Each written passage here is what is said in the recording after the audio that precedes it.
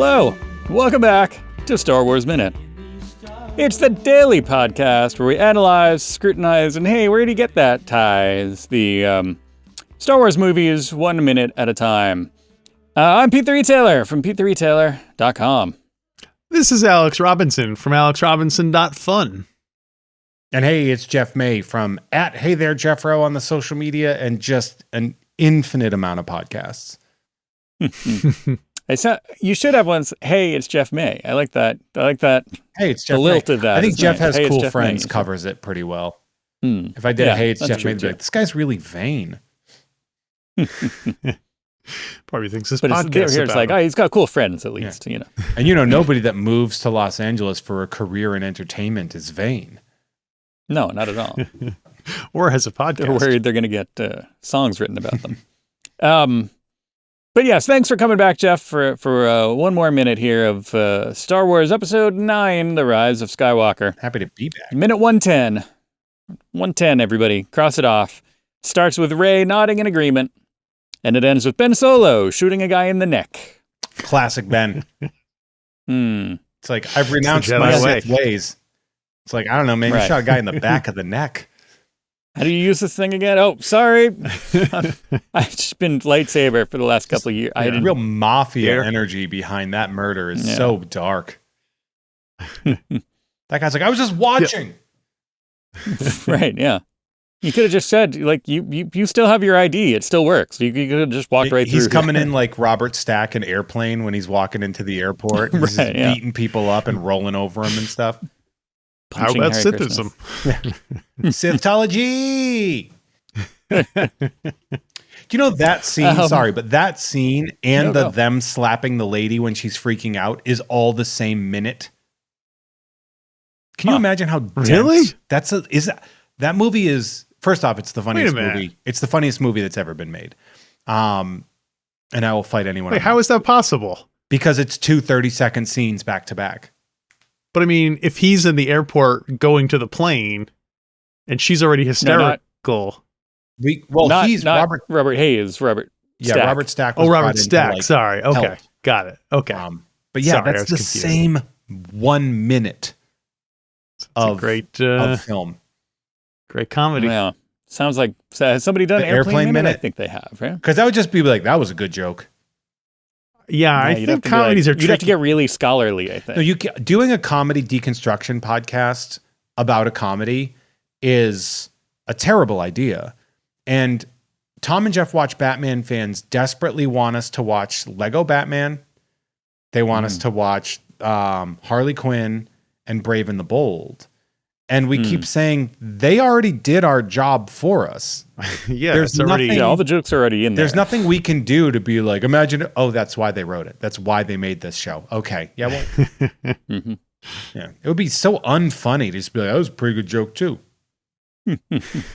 That's I think you have to go scholarly and just break down like don't try to be funny at all. Just do it the opposite. Like if you're doing Airplane, you just have to be like, okay, and that would be the worst talk about podcast the history of anybody has ever done. It's just like a pure scholastic review of Airplane.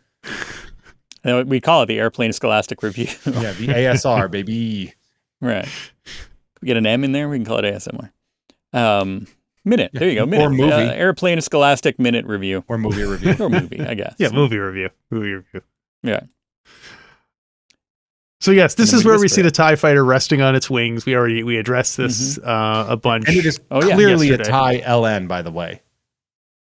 Well, in the novelization here, I have the Rise of Skywalker Expanded Edition by New York Times bestselling author Ray Carson. It says, it had taken Ben Solo too long to climb through the ruins of the Death Star in search of a hangar bay, even longer to find an old Scout-class TIE and coax it into flying for him. If only J.J. Abrams had read this book, he would have known, or whoever the visual designer is, because it's clearly a TIE LN. Like, it's clearly the tall with or an obsidian TIE, which would be even stupider. Obsidian. I think, again, like what Alex was saying, they're just like, the visual is cool, and then the story can follow, and if it doesn't make sense, it doesn't matter. He then followed Rey's transmitted tracking markers toward Exegol, Got it. But the scout's barely functioning navicomputers had taken a wrong turn, Albuquerque. and he found himself grinding through unknown rough space. It had taken all his concentration to correct his course and get back on track. Why did they feel All the that need has to been the include easy that? part. Just because, okay, why it took them so long to get there? It seems like finding a TIE fighter in the Death Star wreckage would have taken a lot longer than they don't. And I guess to make it sound like it wasn't easy, wasn't, and I just followed Rey's breadcrumbs. Adding 3 sentences is not going to harm making it known that he is desperately trying to get to Rey. Right. Yeah. But yeah, it is a good point. But, like he searched through the wreckage of the Death Star, which is the size of, a literal small moon. Yeah. For a bay that would have a TIE fighter in it, which first off, no, but fine. But also no. There's no way a TIE fighter would have survived that fall. Well, theoretically, if the explosion is coming from the inside and the bays are on the outside, it could have cracked apart. I don't know. It's almost as ridiculous as finding a dagger key in a sand pit. Well, yes, that too. But the snake was hiding the dagger. Wet. This, Dragon sounds Quest like made up idiocy. But all that had been the easy part. Now it comes the hard part, I guess. He landed his TIE scout beside an old rebellion X-wing. He couldn't help pausing to stare at the 2 ships, old enemies parked side by side. Ebony and Ivory. Is that Red 5 too? Is that what it is? Okay. Yeah. I do. There is a little bit of, we talk a lot about how we'll talk about it more with The Mandalorian, but how a lot of the movie makers, people who are making Star Wars things now are people who grew up liking Star Wars and this is them playing with their action figures. And this is totally like, I'm going to put my X-Wing and my Star Destroyer, my X-Wing and my TIE Fighter right next to each other. Thank you for the pacifier. We appreciate it. Right now. Then we see those together. Oh, we get Sheev before that saying, good. Yep. Which classic. This is where we're going to get some ridiculously Macquarie-ass visuals here. Yeah. Like we have the most Macquarie-looking scene coming at the finish to this minute. Yeah. The weeks, last couple of weeks have been like every once in a while, the thumbnails. So Alex, peek behind the curtain, Alex usually picks out the thumbnail that we put up with the episode from the minute. And I've been amazed. I'm like, oh, wow, that looks like out of context. That looks beautiful. Like I forgot that was in this minute. I understand all the things going on there, but I don't remember seeing that shot, but it looks beautiful. Yeah. It looks because we'll get there, but also they incorporate the original design of the Emperor's castle into the back, right? That's what the horned, the throne spiky things are. Right. That was this is the throne, the Sith right? throne. But wasn't that the original design for the Emperor's castle? Or am I off? I'm off on that probably. Could be. I know they used Vader's castle. I know they did that in Rogue One. I don't know. I'm really dumb. Don't try not to think too hard on the things I say. Not true. I just don't know I know the Macquarie stuff, but I haven't looked at it in a while, so I can't really say. Right. So then Kylo Ren jumps down into the hole. And he says, ow. And he lands on that big chain. And then what is his plan from there on? Is he going to shimmy down that giant chain? It's real Rats of Nim energy. Real real American Tail energy, having him jump on a hilariously big chain. They should have had him sliding out like, ooh, ow, ow, ow, ow, like bumping down each rung, each link in the chain, like, ow, ow, just slow yourself down with the Force, bro. Yeah, so this seems like a case where he should just use the Force to levitate himself down. Right. But it seems like he can't. Yeah. Shan't. So also this, I've got a question about something that we're not going to be able to answer today. Oh, okay. Teaser question. Well, then I'm not even going to listen to the question. Let's keep an ear out. Well, you have watched the end of the movie more recently, so you might have insight into this. I know, notably, there's a lack of dialogue from Ben Solo as his adventure continues here. That's right. So let's keep an ear out for like what the last thing that he says is. I can't think of any other. Like he shows up and he just mainly gestures.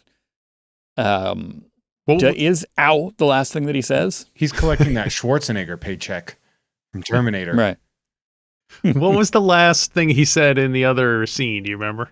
In the scene where he met Han Solo. Oh, Dad. Han Solo. I don't recall. All right. He does great emotional acting with his face in general gloom. I think he's a good actor in general. I mean, I think General Gloom is on one of the Star Destroyers. Some would say this famous and accomplished actor is good. Yeah, he's good at his job.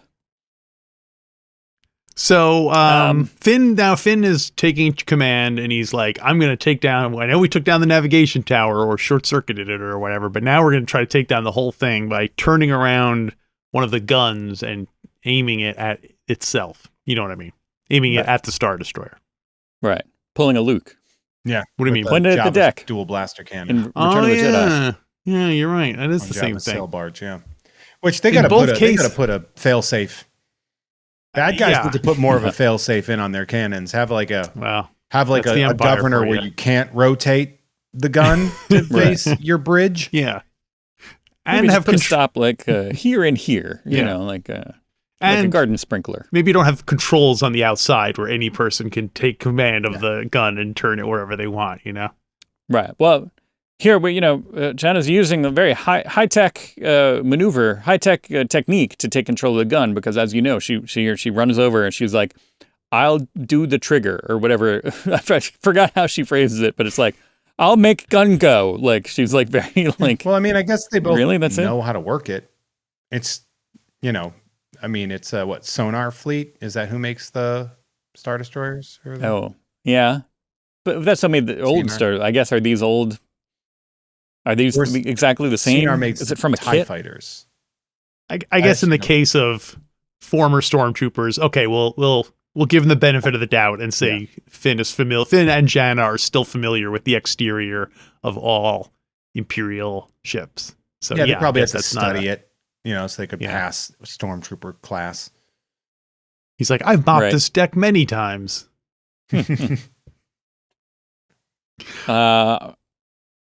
Yeah, I want to see. I'm thumbing through the book now. It includes the unfortunate opening sentence to a paragraph. Captain Chazil Sabrand stood on the bridge of the Darafin. He sure did. It's canon. Yeah, literally, it's a canon in this case. Get it? Yeah, I'm looking for the thrusters. Everything's a little bit out of order here because the whole damn movie sync between the battle, the ground battle, the Star Destroyer battle, and the Sith battle are not. They're not lined up in the same way. How long do you think How long do you think Ben Solo was running from the TIE fighter to get where he is? Like, because Rey was walking, or just fly the ship right down into the hole. Do a force run. Yeah. They showed that once in the entire series, and then they're like, that's no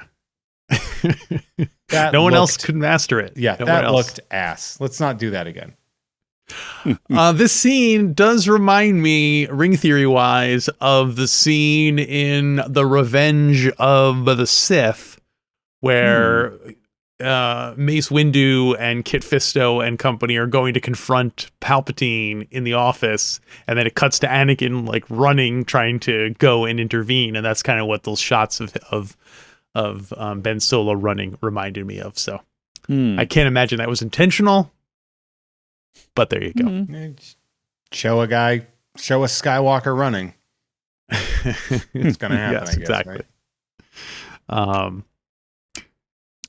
Well, I was speaking of, Sheev quotes himself when saying good, and Rose quotes Luke Skywalker after Finn says they're going to take out the things. I know I said Finn was pulling a Luke Skywalker by pointing it at the deck, but he's like, yeah, we're going to take out the whole Star Destroyer, and Rose says, what? How? And so, good. Good thing they gave Rose a good line. Good for her. Yeah. A recycled line. Good. Secondhand What line. What a neutering of a great character. I'm so annoyed by it. Like, I'm so annoyed by... They did Rose so dirty in this movie.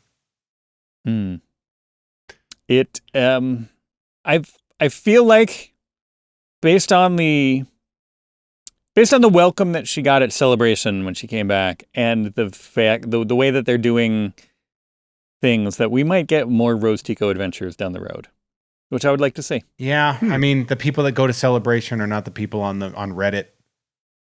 No. On Instagram. So, like, thankfully, I don't know. Like, sure, maybe, but also, what are they going to call her woke or something? And they're going to make it their life's duty to make sure they never watch it because Zack Snyder didn't direct The Last Jedi or whatever. Yeah, I think it'll take some time until the angry nerds have moved on to something else, and then the people who like Rose Tico can kind of start building up on that. Yeah. And by then they will have moved on to hating, some other woman. Right. Get that Michael B. Jordan Superman out there quick so we can hurry up and get Rose out. Yeah. Can you guys see, I mean, I guess Star Wars is kind of up in the air now, but can you see, how about this? Can you see Daisy Ridley or John Boyega showing up in like the MCU? Obviously, Oscar Isaac has already been in multiple superhero Marvel movies at this point. Very Warhol way of addressing that, as just saying, yeah, everyone's going to be in the MCU. Right, yeah. But do they have, because there's some actors who aren't, like Keanu Reeves isn't in the MCU, and I can't, like, he seems like he's almost like not too famous, but... Well, everyone was too mean to him during Constantine. He's like, I don't want to deal with these people again. People are monsters. But, like, do you think Henry Cavill would be, like... I feel like there are some actors who become so identified with a particular... That would be a good... Henry Cavill can't That would be a good spite move for it. Oh, yeah. If he's not Brian Braddock, if he's not Captain Britain, I don't know what to tell you. But on top of that, the two people I know that will never do a Marvel movie are Timothée Chalamet, because he got advice from the other person, which is Leo DiCaprio, where Leonardo DiCaprio said, just don't ever do a Marvel movie. He's like, if you want to keep your artistic integrity, never do a Marvel movie. Leo hasn't done any franchise stuff. No. Well, I mean, yeah, he does. He does he's a part of the Scorsese cinematic universe. Right. That's true. Which was a movie where J. Edgar Hoover meets Howard Hughes, and they cross over. And those cops from Boston. And some a Boston undercover cop, right? Yeah. Fair enough. We get to hear Palpatine do a very funny voice in this episode, where he goes, "The ritual begins," and it sounds like Palpatine trying to do a Fozzie Bear voice. Again, and we talked about this, I think like Monday or Tuesday or it's been a blur. The amount of Ian McDiarmid not knowing how to act for camera is so fun, because that's exactly what you want out of your hilariously evil emperor. Is you need somebody so theatrical and so extra. Like, Palpatine is just extra in this. Like, he's confident, loud, and boisterous, and he's like, when he's doing that, his arms are flaying. It's time. He's like trying to start the wave or something. Like, he's so over the top in such a fun way that it's just a delight. Yeah. Oh, yeah. Does he have... I'm trying to think of scenes with him that aren't staged like a stage, basically. That aren't kind of blocked like a... Does he have... I mean, he has a couple of, I guess, like, walking and talking scenes, but not many. Most of the time, it's like he's central, either like in a chair or like, standing on a platform, and the scene happens around him. I think for the Emperor or Darth Sidious, the scenes revolve around him and he is the nucleus. And when he is Sheev and like blending in, he's usually like, I'm at the opera, I'm walking and talking. And then as soon as And it might start in episode 3 when you have that literal circular pan of him going, "The Grand Army of the Republic," right. And he is the middle, and the camera is sweeping over him. In a way, that could be an accidental use of how they're framing the two different characters. Or I'm just wrong. Do you think that we will has the name Sheev ever been spoken out loud in a live action Star Wars? Probably not, because it's a dumb name. We heard Luke say Darth Sidious, and that was very entertaining. So I really want someone to say, who would be the best character to say Sheev, other than Palpatine, I guess, himself would be the best.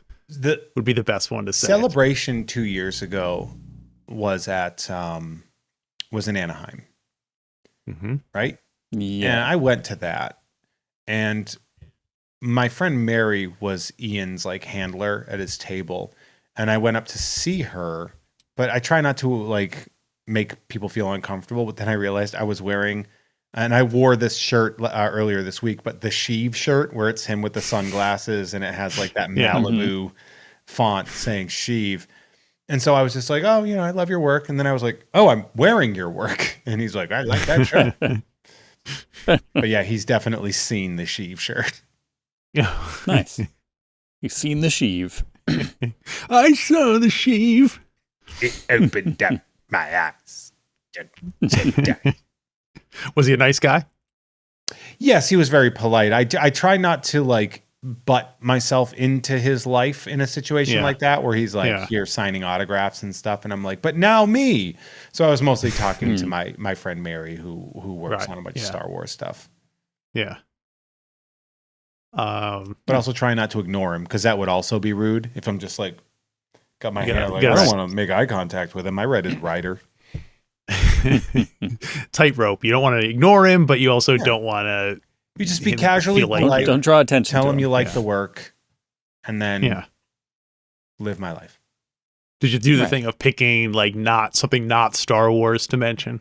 Like, I thought you were great in that Dirty Rotten Scoundrels. Can I tell you? Can I tell you a quick side that's a very funny, slightly, well, not really embarrassing, but some people would be embarrassed by this callback to a reference.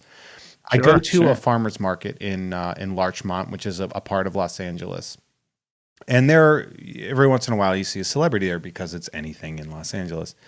And I saw Zachary Quinto.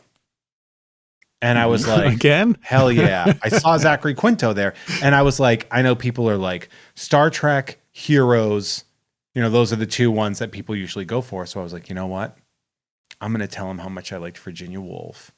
And so I walked up to him and we made eye contact, and he was like, oh, this person recognizes me. And so I wanted to be like obscure about it. And I went, hell yeah, man, Virginia Woolf. And I just keep walking like a cool guy walking away from an explosion. And you hear him go, wait, what? And then I turn around and look back, and he's looking at me so confused.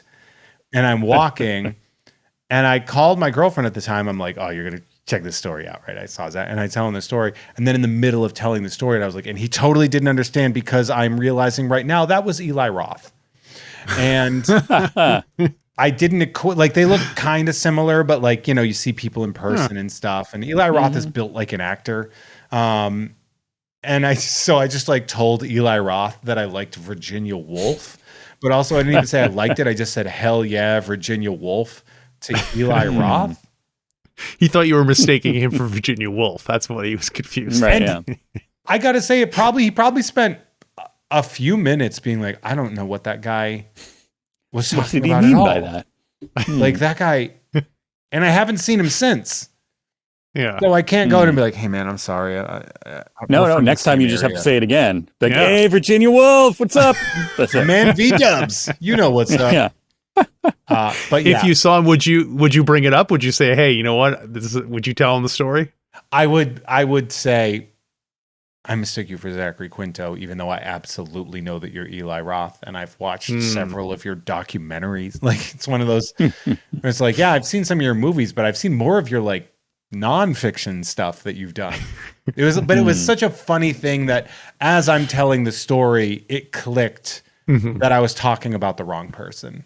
And I was like, and you wouldn't believe it. He totally didn't know what was happening because that was Eli Roth. Oh my God. Not him. Yeah. That's so embarrassing, but not The perfect ending to the story would be you meeting Eli Roth again and explaining it to him, and then realizing you're actually speaking to Zach Quinto at that moment. And then the finale will be me and Eli Roth in a stage production of Who's Afraid of Virginia Woolf.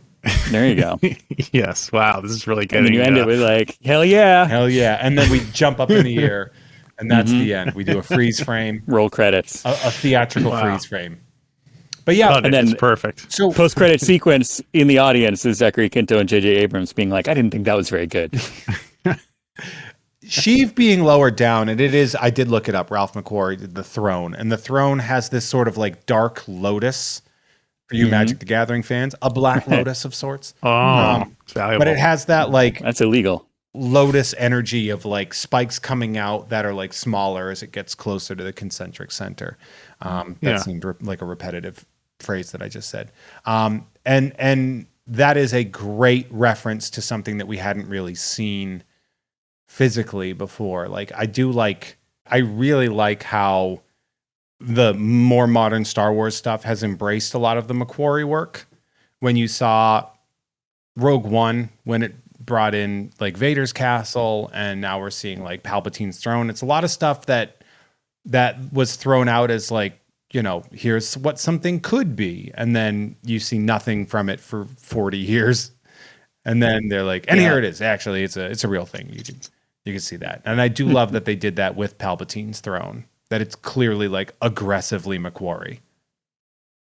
Yeah, Rebels uses a lot of McQuarrie iconography. It's interesting how much of it is tribute and how much of it is just reusing stuff they already paid for.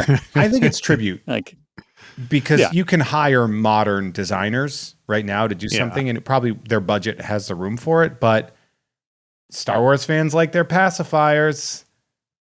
It's true. We like our, you know, give me my bottle, like, you know, I mean. How much did you freak out in The Mandalorian when he pulled out the tuning fork gun? Like, right, you know, like all these things that have been like, or like when, you know, Wilro Hood's ice cream dispenser safe, ice cream making safe. Like, what? That's sometimes egregious fan service. It's not the worst thing to do, and sometimes egregious fan service is a very bad idea. Well, yeah, it's true. I mean, I guess it's the kind of thing where when you enjoy it, it's cool fan service. When you don't enjoy it, that's just terrible. Yeah, right. Like, I feel like it's best when there's no attention called to it whatsoever. You know what I mean?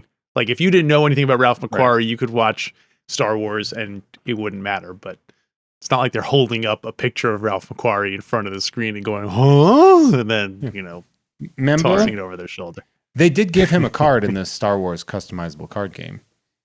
General McQuarrie. Oh, yeah. Oh, yeah. He's in ESB as far as I know. He plays like one of the Hoth. There's a picture of general him and two. Perhaps him and two other behind the scenes guys like, wearing like Harrison Ellenshaw and somebody else. I think so, right? Like good old Ralph McQuarrie, or one of the Ellenshaws. Well, I think that's pretty much, the ritual begins. What the heck have we been doing for the last 20 minutes? Like when she was like, alas, the ritual begins. And she's like, what is this? What have we been doing? I thought this was okay. I don't like him having to like manage the crowd. You know what I mean? Yeah. It seems beneath him to be all like, hey, everyone, the ritual's beginning, on your feet. You know what I mean? It seems kind of like he should just be doing it and the people should just be cheering him without him having to announce. Yeah, you're going to hear, pump up the volume, pump up the volume, pump. Y'all ready for this? So we've got some great Jedi showing up tonight. Please don't forget, sign up for our mailing list. We have only one email a month, and it's just to tell you what is happening at the next show. Right. Remember, the 10 o'clock is different from the 7 o'clock show. Don't forget, we might be evil, but we don't spam. We don't spam. Oh man, and then so it has the real "it has begun" sort of energy to it, and then immediately that is deflated by Kylo Ren shooting a dude in the neck. Yeah. God, that's so funny. It is weird. Suddenly someone busting out a blaster in the middle of this operatic, forcey thing to suddenly be, That dude got Lincolned. Just hanging out in the theater, getting blasted in the back of the neck. Oh, too soon. Too soon? Yeah. You can cut that out, right, Pete? Yeah. Semper Tyranus. We have a lot of strong unionists in our audience. They don't like the Lincoln and jokes. it was done by an actor, technically. So, well, on that note, thanks, Jeff, for hanging out with us all week. Great to have you back. We just totally missed it. Six Semper Darth Tyranus.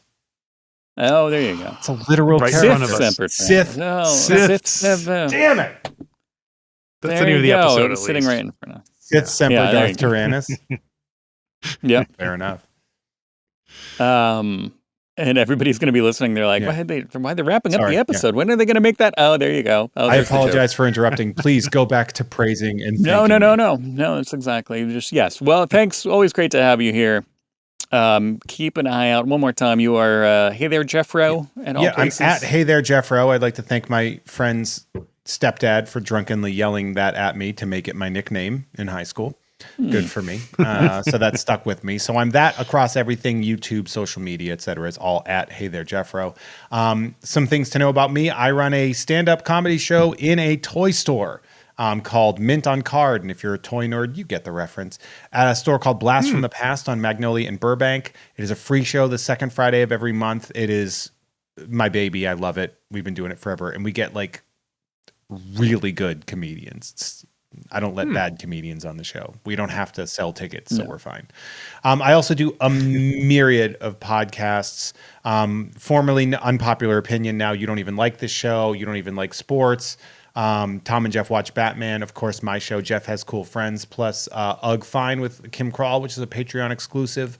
And Nerd, the monthly show with Dre Alvarez, where we have done an episode on Ewoks Battle for Endor when we did our insane television specials, or just television specials episode. I think we also did, that season was also the Muppet Family Christmas and He-Man and She-Ra's Christmas special. That's a good one.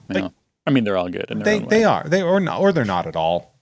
Although Muppet Family Christmas is a pretty flawless one. But yeah, I got a lot of cool stuff, and I really would appreciate if you guys checked it out. I do a podcast for literally everything. You know, if you want to hear, if you hate sports and like comedy, you don't even like sports, or I don't know. I could go on forever. Any permutation. Do that. Yeah, a lot of stuff. And thanks for having me. Honestly, I love doing the show. I love that you guys do this. I love the commitment to it. You do a daily podcast. That is exhausting just thinking about. So like, I hope your fans and listeners do appreciate the amount of effort that goes into a thank you. I'm glad someone's saying it besides us. Jeff Has Cool Friends is bi-weekly, and people are like, you ever going to take it weekly? And I'm like, I don't know when I'm going to find the time to do that. Yeah. Yeah. Well, hey, if you're listening to this and you do appreciate what we do, why not appreciate us with money? Go to StarWarsMinute.com/Patreon. Support our show. And yeah, as Jeff just said, we do a daily podcast, but that's just during the week. That's Monday through Friday. If you want Saturday and Sunday, that's where the money comes in. That's where the Patreon supporters, at one level, you can get a show for Saturday. Another level, you get a show for Sunday. You could have us in your ears 7 days a week. I heard you guys are currently covering the Ahsoka series on Disney+. That's and true. You heard right. Go to your Patreon for that. You should. It's StarWarsMinute.com/Patreon.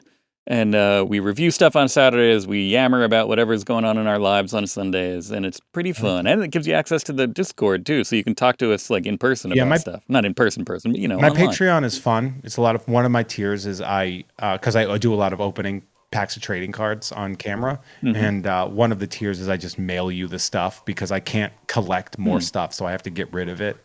And I'm already starting to amass a card collection where I'm like, I got to get rid of this stuff.